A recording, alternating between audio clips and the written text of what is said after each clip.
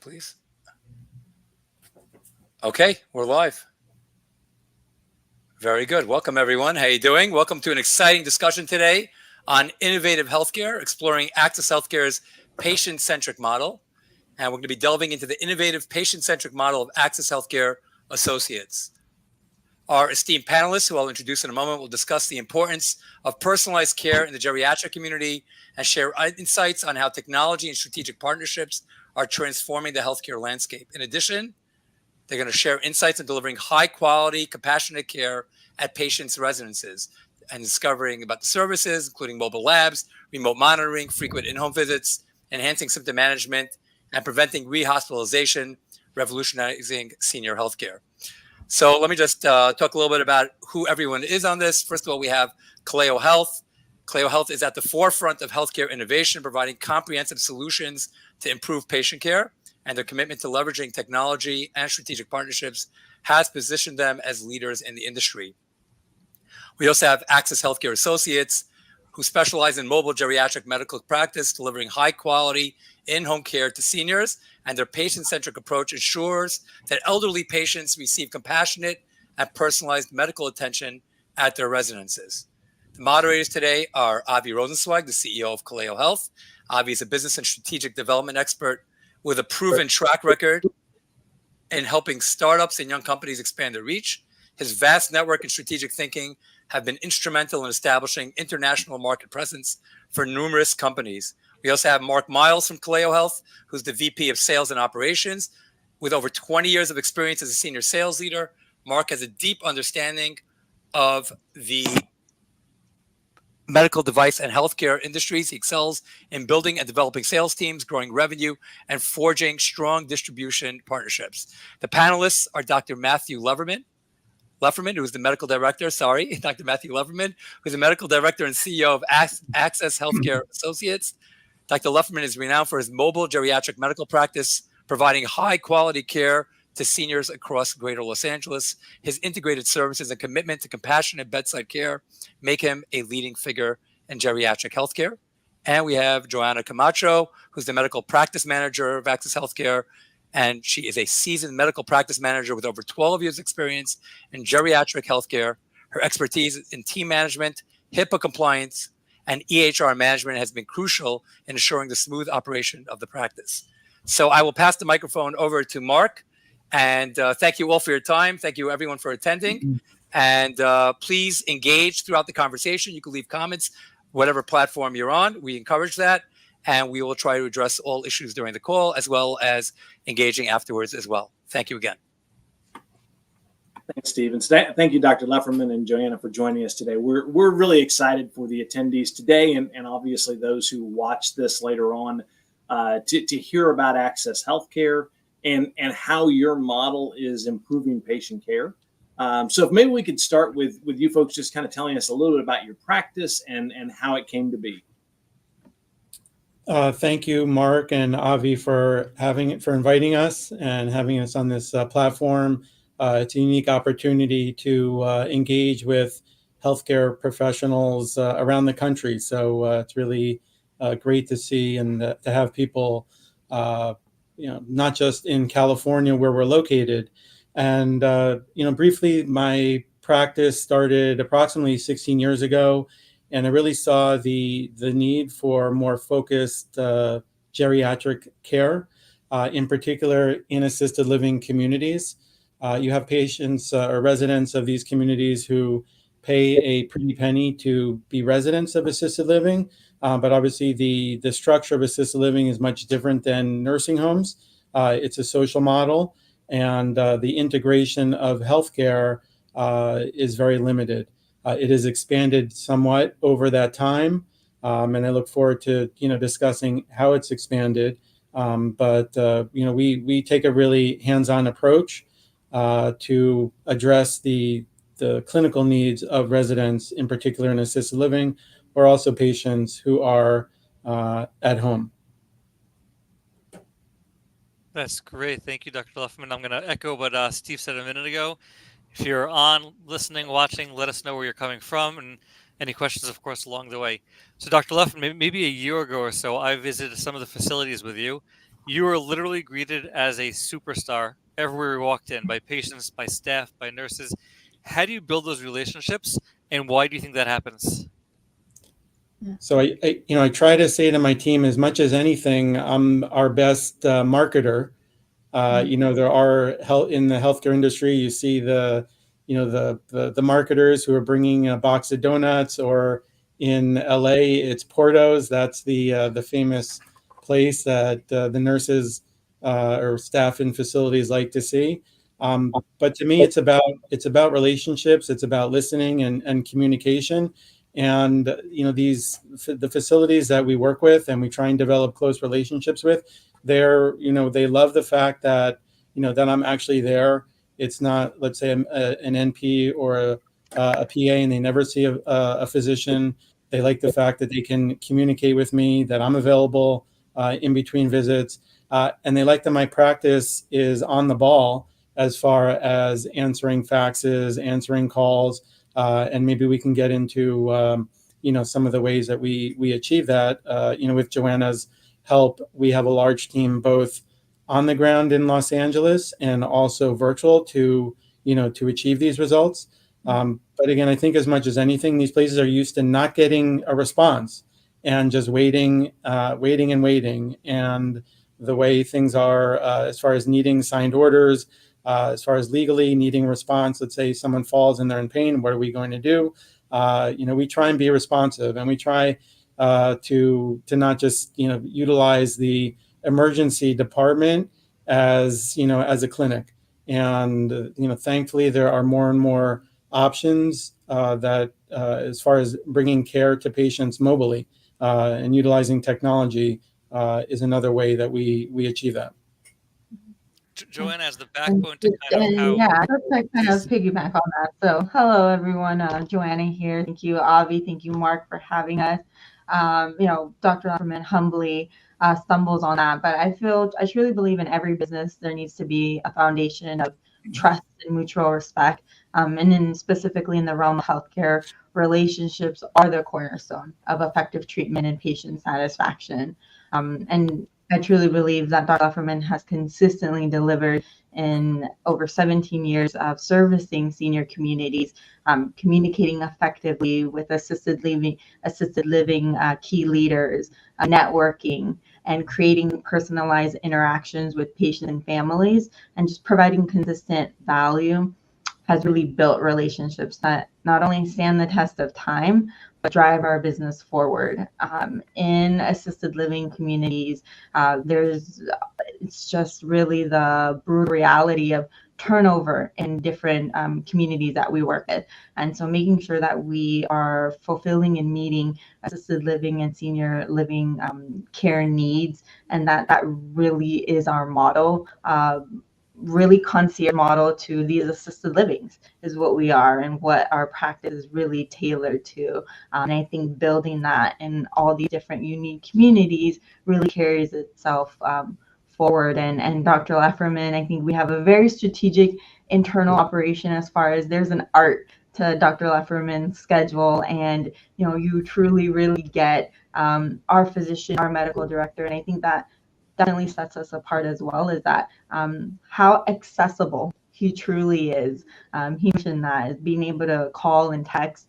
Myself, I've been with the group for over 12 years, and just really being able to have an intimate relationship and partnership, I think, is what we've seen the most success in working with all of these key communities. That's great. Thank you so much for sharing, and thank you to the viewers who are joining in the comments as well.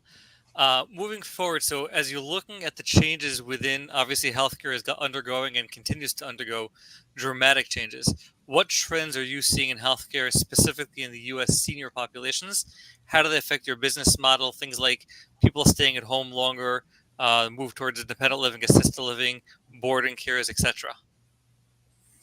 So a couple of key trends that I think we've seen recently, and I would say obviously COVID was an instigator of many changes in the healthcare system, and I think a key change was the transition to more medicine being done through telemedicine. And I think Medicare's understanding that so much is happening beyond just the face-to-face visit. And so it's, in terms of just telemedicine visits, number one, with a provider, but also there are Medicare programs which have grown and expanded to incentivize practices to provide care in between visits. And we utilize our technology partners, like through the relationships CalleoHealth has brought to us. One is the Clini platform, which helps us to manage remote patient monitoring and chronic care management. So it allows us to monitor and be reimbursed for reviewing vital sign data in between visits, and allows us to be reimbursed for work that our medical assistants and nurses are doing in between visits. As you can imagine, with the senior population, a frail population, there are, Joanna can tell you the number of faxes that we receive in a day. It's faxes, but it's beyond that. Faxes, emails, the texts that I'm getting, and there's so much work happening. Unfortunately, it's not like a legal practice. I can't just click the button and the amount of time that I spend, and I can bill the customer. But Medicare has brought along certain programs like RPM and CCM, but it's work. It's a lot of work to utilize them, and more, I try and encourage our team, like, we can't keep providing free care. Like, we're responding to their calls, even if it's a simple call. We think a patient has a urinary tract infection, and can we get an order for a urine culture? That might be 5 minutes to just send that order, but it's 5 minutes that we should be getting reimbursed for. And so it's a process, and it can be challenging. We utilize, like I said, staff in LA and also staff that's virtual to help us to meet those challenges. Great, thank you. I was curious with some of the challenges, and again, specific to assisted living facilities, then what are some of the challenges you're seeing there? Because I know we've seen some things about fewer beds. We've seen, you recently had a presentation about diabetes care in facilities. So there's different challenges in assisted living facilities than you would find in home care or in a clinic location. So can you talk to us a little bit about those challenges? I think we consistently see the staffing challenge in facilities, and it's only gotten worse since since COVID, and it presents a challenge for these communities and for us. Like, we like to have a strong relationship and to have a go-between that we can communicate with in the facilities.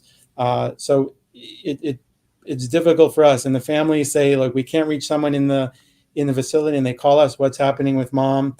And so the picture that I'm presenting is it's really helpful for us to be on site, but also these facilities who more and more, they want to provide some level of clinical oversight. And even just, let's say, starting with, we want to get vital signs monthly on our residents to have some kind of baseline, a height, a weight, and a blood pressure. It's really challenging for these communities to just to meet that low bar. And so they more and more, they look to a physician partner like ourselves, because we're experts in bringing in these outside resources, and we can help them and take pressure off of their staff and bring extra value to them beyond what they're able to do currently. And to be frank, they're relying a lot on med techs and caregivers. Some communities do have a rich program of nurses, of LVNs and RNs, but there's a lot of care being done by med techs, and so they really shouldn't be doing clinical care, and they should be looking to outside partners for us to like us to help. Is that and I'm just curious on a side note with that, is that a challenge for them to see that model differently than what they're used to? Because obviously staffing is an issue. We actually have a question about that we can address here later on, but staffing is an issue, as you said, and is it difficult to get them to see that model of what you're suggesting versus what they're used to doing, I guess is a way to put it. To be blunt, hopefully I won't offend any of my assisted living friends out there, but at the end of the day, it's a business, it's a for-profit business, by and large, and it's largely the profit of it is largely based off of the real estate, and do they have heads in beds, and so I think it's been a slow process for certain communities understand better. This isn't a generalization, but the clinical aspect can help to keep heads in beds, and you have an older, frailer population, and making sure they're on the right meds, or making sure they're off medications they shouldn't be taking, or aggressively getting physical therapy, or aggressively monitoring their blood pressure. Like that will help to solve the issue around the real estate and occupancy. So it really should go hand in hand. And I think more and more places are realizing that that it can help, because every time a resident goes out to the hospital, maybe a third of those patients are never going to come back. They're going to end up in a nursing home. They're going to end up maybe not making it out of the nursing home or the hospital, or ending up in another community. So the more they can do to keep them there and satisfy their clinical needs on site, it's better for them. So first of all, I want to point out. Sorry, go ahead. So I was going to say we do have a question. Yeah, but I was going to say we have a question from somebody on here that said, given that we have a caregiver shortage now, and it's almost certain to get more challenging in the coming years, this person is interested in improving efficiency and reducing admin. So the question is, do you find the bigger administrative burden for your organization to be, one, the capture of care data, like care notes, or two, the administrative tasks to work with payers and capture regulatory data and things along those lines? Do you want to take a quick stab at that first, Joanna? You're on mute.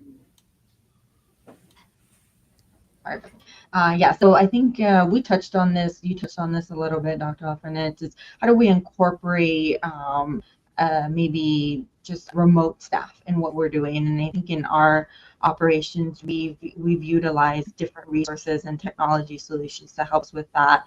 As far as staffing and overhead costs, I mean, that is the reality of it, and the turnover that there is. So I think it's a combination of how do we incorporate remote staff and implement processes or systems that may take off that burden. Remote patient monitoring, for example, is one solution where we are able to eliminate that manual process that is happening in communities and having to enter that data manually. That is an administrative task that we help to be able to kind of implement solutions that can reduce that manual workload and create better efficiencies for your staff. So I think it's a combination of what is the right nursing team that you need on site and the level of care that's needed to provide for them, but also what solutions are there to lift that manual process that you are doing in your building. I'll just jump in and say we had a consultant working for us, and it took her about a month, and she said, I think I finally get it. You're not a medical practice. You're a healthcare technology company, healthcare technology startup, actually, is what she said, because we're trying to find we have a big tool chest, and we're trying to find the right tools that will help us. But we can't have too many tools, because if we're trying to, like, our core focus is our electronic health record. We use Advanced MD. We've used others in the past, Practice Fusion, Athena. There's good and bad. None of them are perfect. But if my staff is having to work with multiple different systems, it can be extremely challenging, if not impossible, for them to integrate. At the same time, the easy button for my administrative team is sending a text to, we have a text system called Ring Central. It's much easier just to send a text, but that's in the cloud somewhere that is not in their medical chart, and it's never going to be documented and seen, and only those people who are on that chat can see it.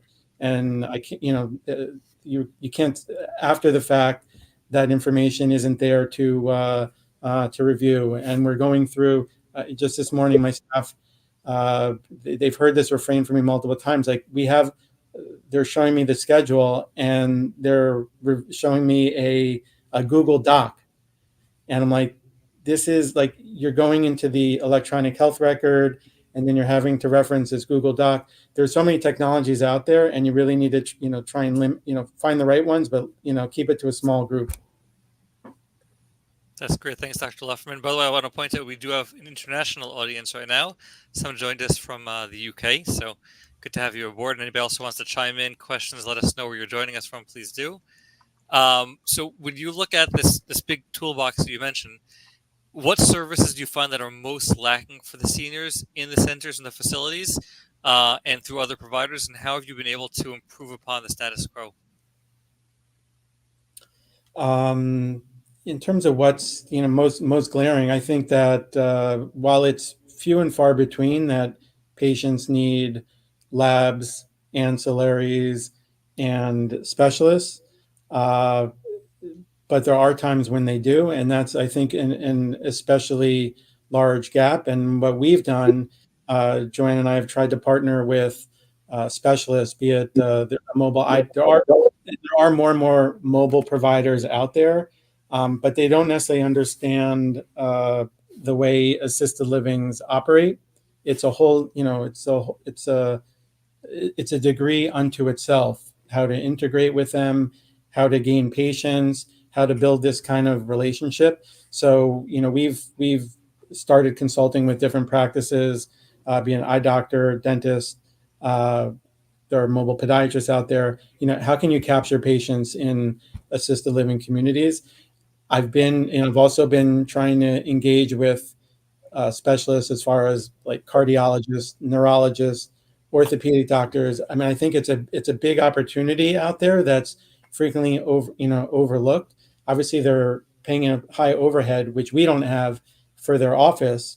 They want to keep busy in the office, but there's strength in that relationship. I think for them to go mobile, and then when they have that relationship, then the facility will maybe send patients to their office as well. So I think this is a large area that's prime for further growth. And in addition to labs and ancillaries, which we can get, but it's hard for that to be done in a timely manner.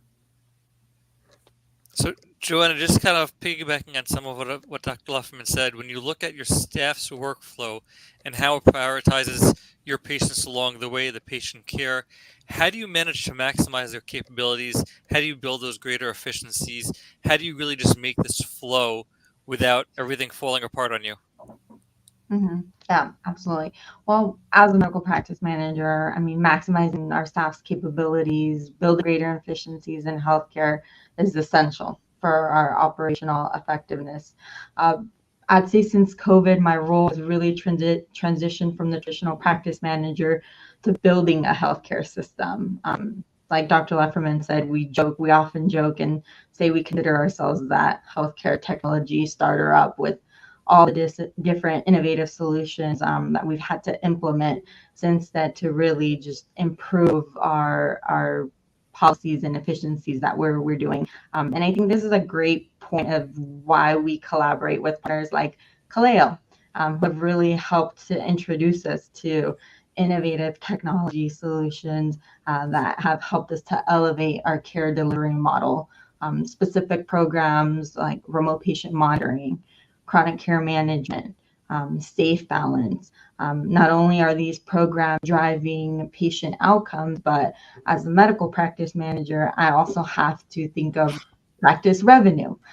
And these programs are additional reimbursements. We are a Medicare fee-for-service provider, so all these programs help not only drive more practice revenue, better patient outcomes, but for my staff is making sure that I'm able to pay for my staff and keep us efficient and be able to deliver on that high level of expectations that communities are expecting, fastest turnaround times, coordination of ancillary services and specialists. Like we really pride ourselves in being able to deliver that to assisted livings. And I would also say with the utilization of telemedicine, I think telemedicine has truly been able to help us increase patient access to care and reduce the burden of in-person visits.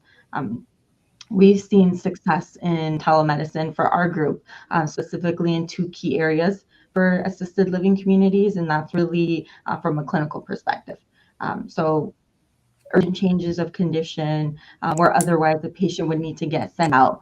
We have doctors, clinicians available that can provide on-demand triage and care treatment options to avoid those hospitalizations. And then working with, on the administrative side, with sales teams of communities, we've been able to assist in expedition move-ins for residents for a quicker telemedicine visit, physician's report. We are really experts in that RCFE world, understanding regulations in Title 22 and being able to kind of tuck in these patients for communities and helping practices understand and adopt all of those different processes. So I think that incorporating all of that is really how we've been able to kind of drive additional practice revenue, and implementing communication systems. We use specific ones, HIPAA compliant systems, and just incorporating remote staff to lower overhead costs as well. If I can jump in and add, with the remote team and with telemedicine, it can be challenging. Even before telemedicine, and I was, I started my practice, and for years, I feel like I'm an island unto myself, and it's not like I'm in a clinic and down the hall is Dr. Jones, and I can say, hey, let's talk about this patient, or what are your thoughts? Like I would be out there, and I'm the only one, that I would see in these communities, and it's potentially the same for my staff. We rely a lot on NPs and PAs, and I would say that that's, when we talk about trends in healthcare, that's another big and growing trend, and they're essential to our practice. But I don't, they're out in the field seeing patients, and I want them to feel connected to what we're doing. I want them to feel like I'm a support for them. So we have a meeting every Monday with our entire staff, and everyone's able to ask questions, review cases, and we try not to have too many meetings. We don't want to burden our staff. We want to be able to answer key questions and have it to be a value added. And I also wanted to share, as far as the reliance upon community partners. We haven't really touched upon this, but we work with many different home health and hospice agencies. And if you can imagine, like I might be in a community once a month, and I spend, let's say, 2 hours there, but there's so much that's happening in between. And yes, we can try and do certain things through telemedicine, but really there are cases where someone needs to be on site, checking a blood pressure, checking a wound. And so, we try and develop strong relationships with community partners in the home health and hospice world as well. And as you might be aware, there are many out there. We have certain ones that we like to use, but we also understand that the facilities that we work with have their preferences, and we try to work around that for their efficiency as well.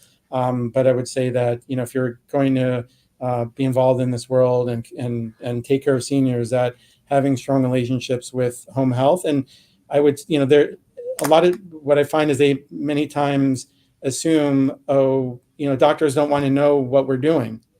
They don't need updates. And, I call them and say, hey, can you tell me what your nurse thought when she was out to visit? And they're like shocked that I'm calling to try and get any kind of information, that I care. And I think that really, straight, they respect that and they appreciate that, because I'm not, while we're in Hollywood, I'm not Doc Hollywood.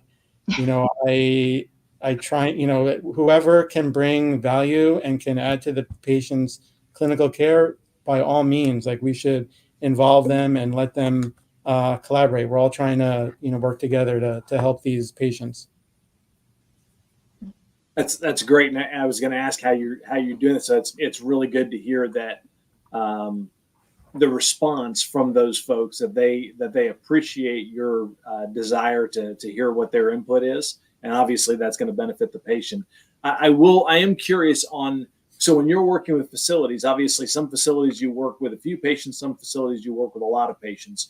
How do you leverage a larger census at a facility in terms of how it might provide better care? Tell us a little bit about what that might look like. Having a few patients at a facility versus a lot more patients at a facility. Well, well, obviously we can bring in more resources the more patients that we have. I mean, just starting with my visits, the NP or PA visits, like we have some facilities where we have 30 plus patients, and someone is in there at least once a week. Sometimes it's more often, and I'm usually there at least once a month, and sometimes twice a month. And generally, for those communities, we know very well the home health and our hospice partner that they work with, and we're on a frequent communication with that team as well. Like Joanna said, working hand in hand with their admissions team, their marketing team to get patients in a timely manner. So we have a whole host of resources that we make available to facilities. Not all take advantage of it, but something simple like having a team meeting between their clinical staff and our clinical staff is something that we offer. We have an email or text hotlines that we've set up so they don't have to go through our main switchboard, which I know can be, it generally works well, but all it takes is, one or two calls a day that don't go well. And we can, we'll hear about it. So we try and make communication as easy as possible for that community. I think that, as I'm thinking about it now, that really is a key highlight. If you think about some of the large health networks out there, for these nurses to get a response, to get a fax signed, to get paperwork filled out, to get a medication refill, it's extremely challenging. So for them to know that we're just a text or an email away is really huge for them.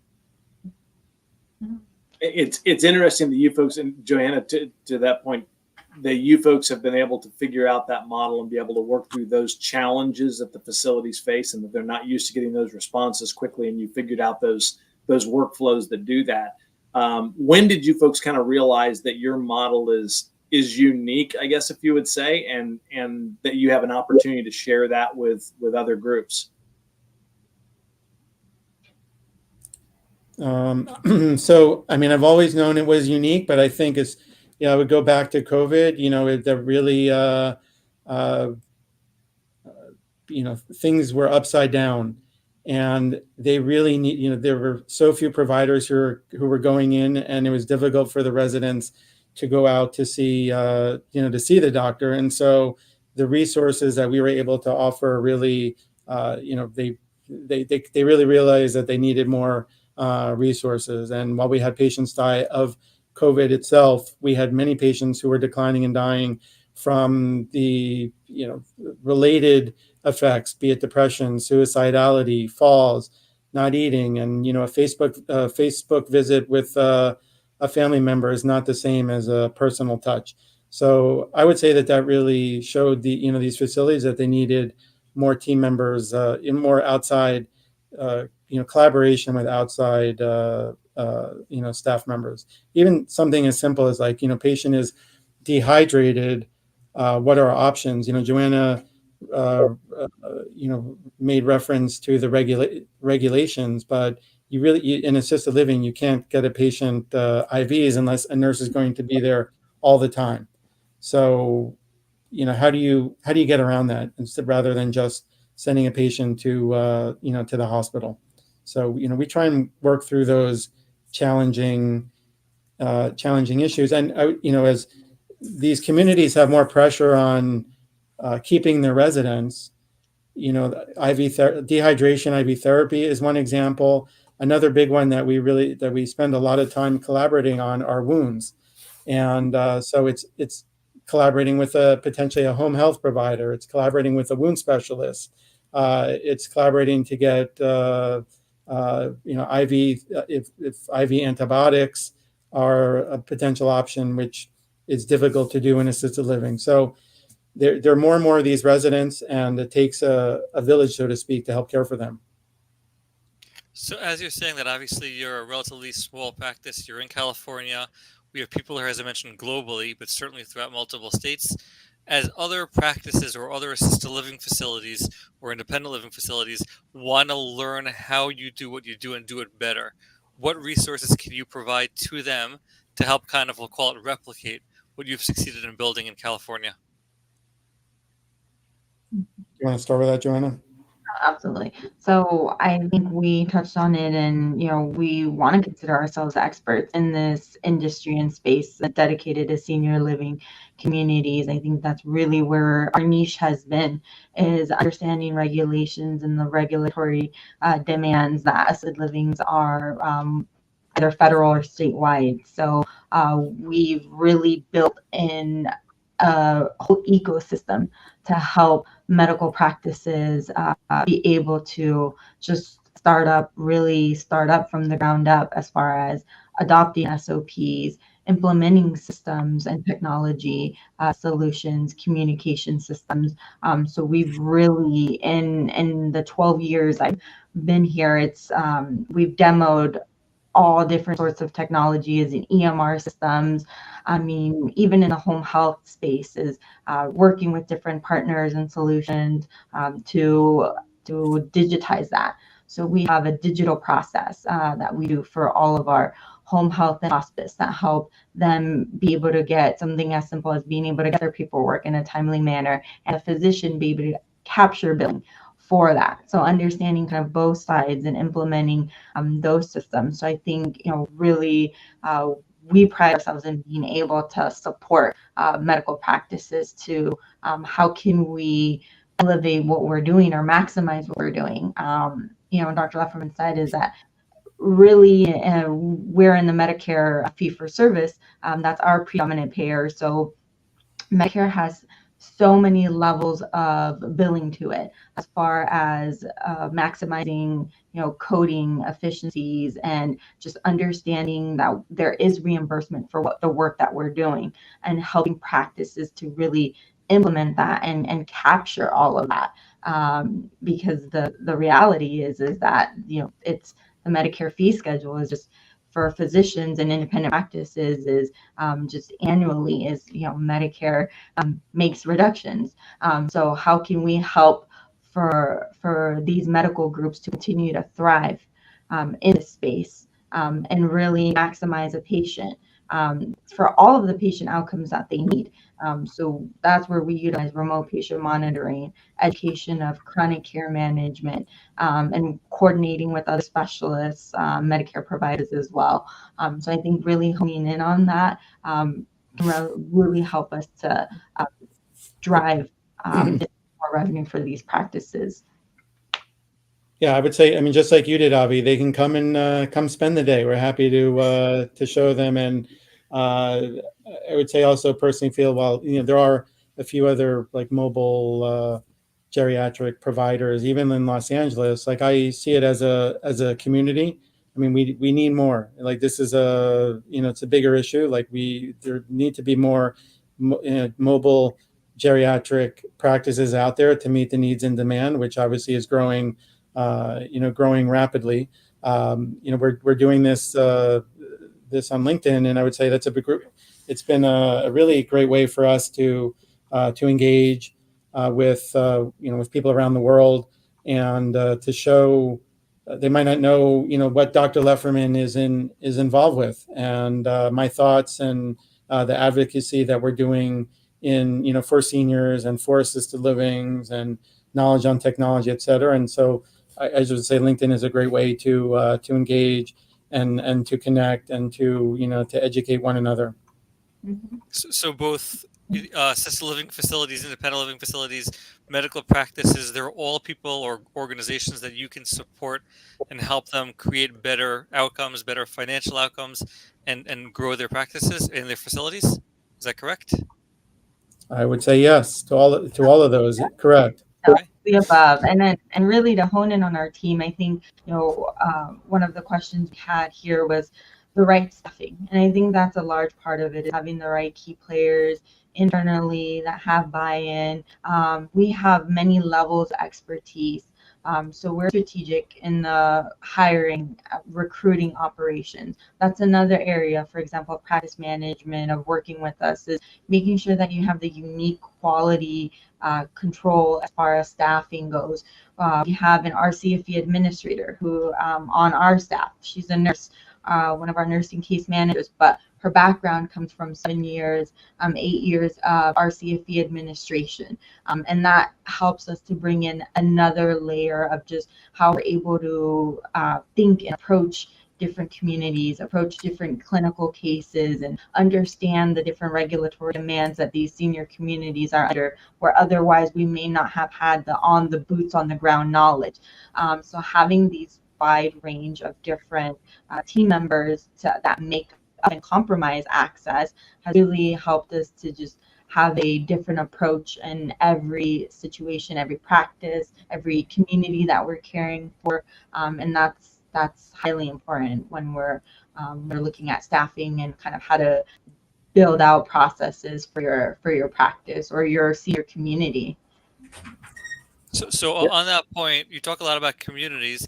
Is this relevant for home healthcare agencies as well? How could they benefit from your experience? How could they grow their population, their census, and be able to really provide that care that you guys provide within the facility? From a home health perspective, it's unique infrastructure in terms of working with assisted living communities. And I think it can be challenging just to rely upon marketing to physicians. So, understanding the needs of facilities can help home health agencies to be a stronger marketing presence in assisted livings. And also it can be more competitive in the hospitals. I hear, like Cedars-Sinai in Los Angeles, for instance, only allows, they have 3 or 4 preferred home health agencies, and other agencies they don't even, let into to market. So that's a door that's shut off to them. So, they should be looking at all potential avenues for patients, and by extension. And I see the question here as far as, when we're talking about outside providers, be it an eye doctor, be it a neurologist, be it a wound specialist, we personally vet those agencies before we are recommending them to facilities.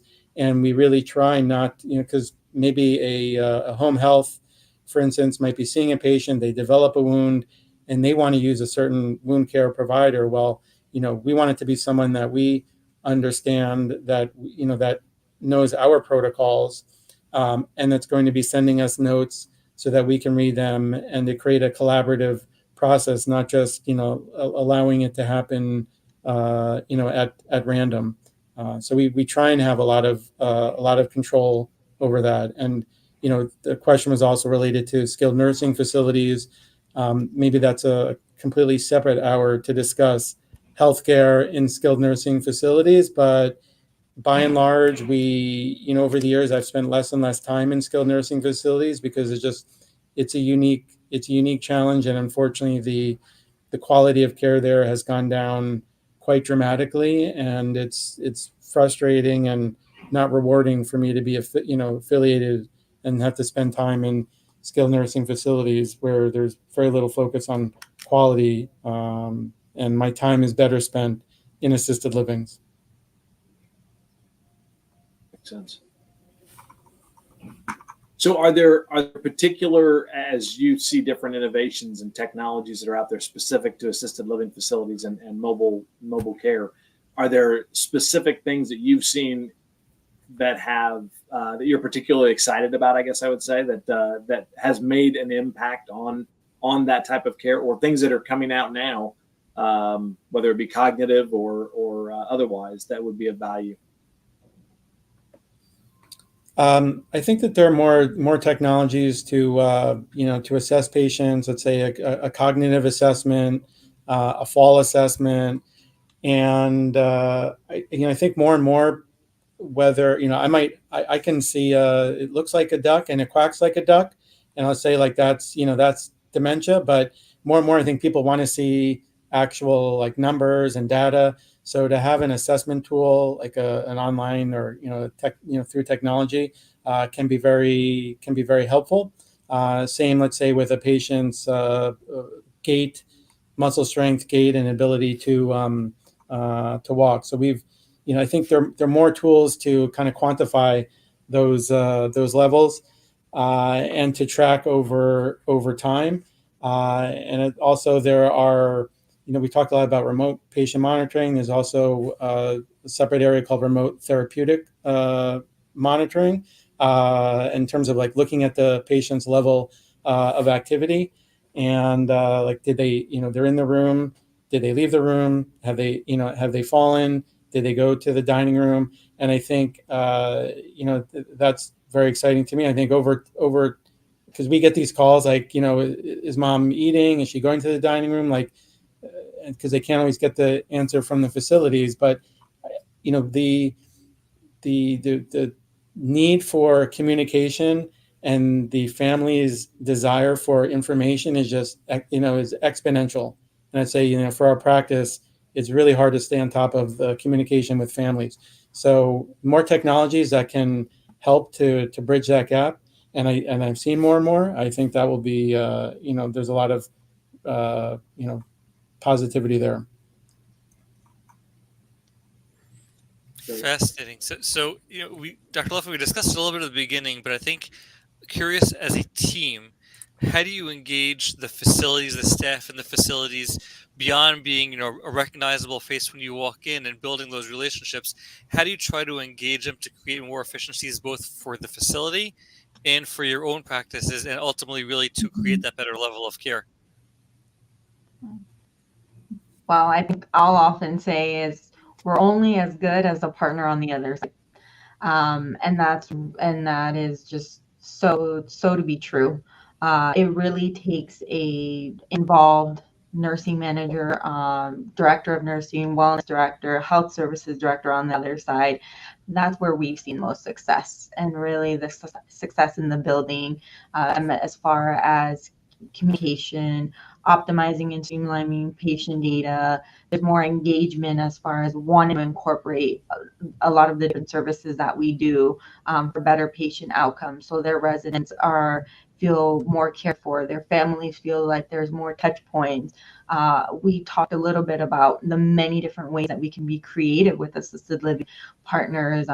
We've really formed many different ways, either with technology solutions or just simple systems that we can communicate and engage with communities. But it really takes a engaged partner on the other side to want to have IDT meetings, to want to have a controlled coordination of specialists in their community and helping us with that. And so I think we have an exponential amount of services that we can offer in care services with the right partner on the other side that's engaged in their community and wanting to really see this positive impact on their residents. It's expensive for facilities, but the technologic embrace in facilities, I would say, is very limited. And a lot of them have some type of operating software. Some of the common ones are Yardi or Point Click Care or Matrix, but they're very cumbersome. They don't respond well to the facility's needs, and it's limited as far as the information that they have in there. And so from our perspective, there's only so much we can do, but hopefully in time, communities will embrace technology more. Just to give you one example, there's still a huge reliance on faxing.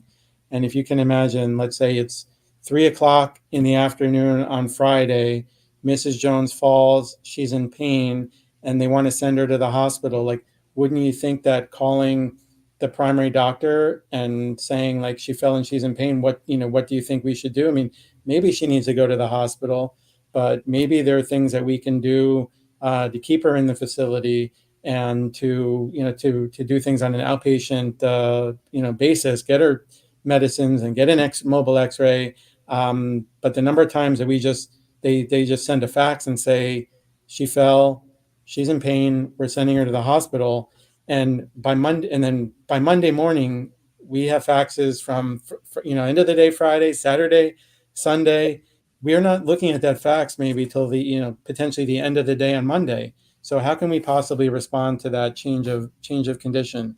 So just one example to show that there just needs, the communities that are still doing that need to have a completely different mindset if they want to help allow us to micromanage their residents and potentially keep them in the community.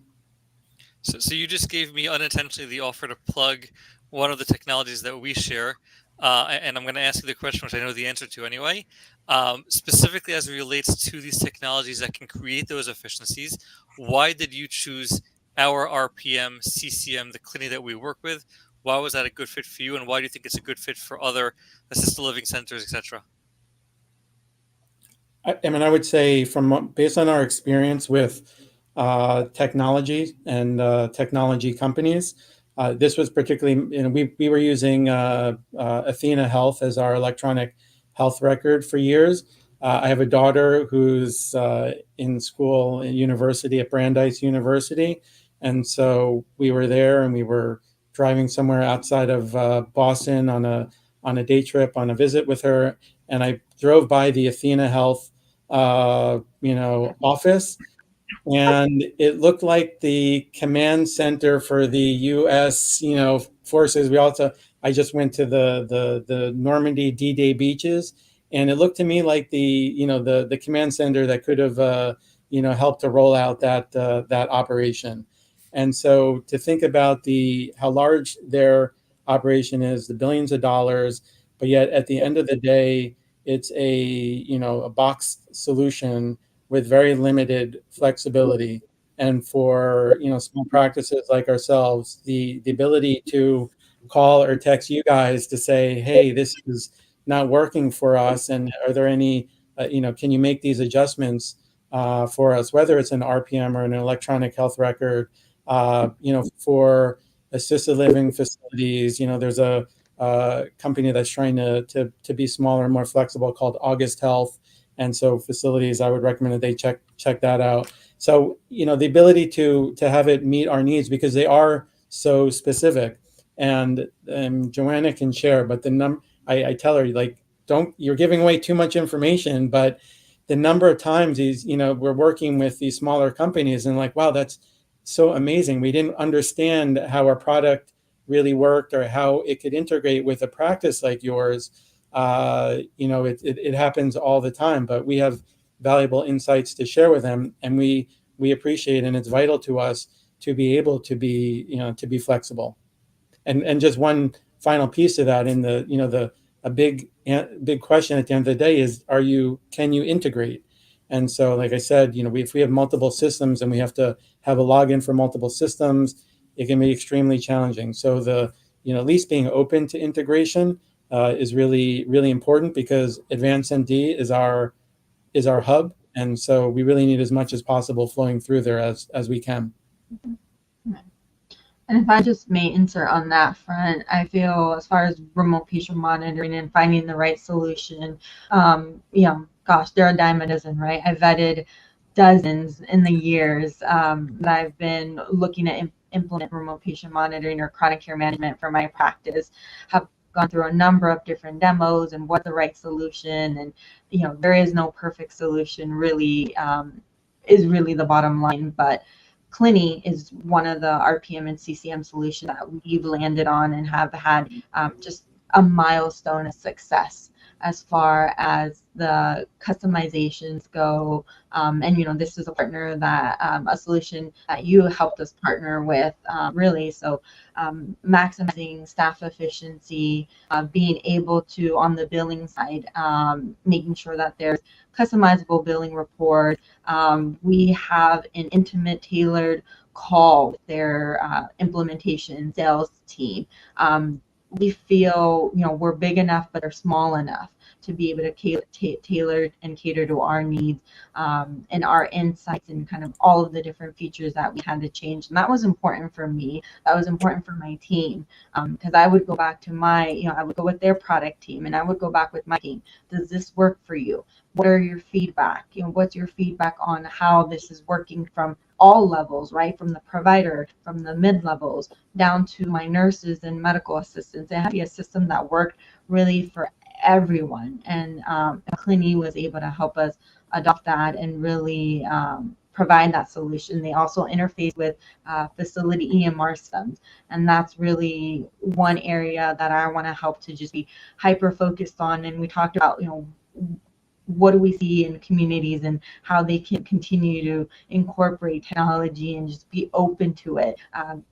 Remote patient monitoring can really help them. It helps in patient outcomes, but instead of collecting manual data and vitals, that system can actually go and implement with an interface with point-click care, with other different EMR systems. So you have that data at your fingertips, and not having to rely on manual processes, administration burden. It really helps to cut that cost, and that's really how Clini has helped really revolutionize what we're doing and enhance what we're doing in increasing billing for CCM and remote patient monitoring. So they've been fantastic. Unsolicitation for them.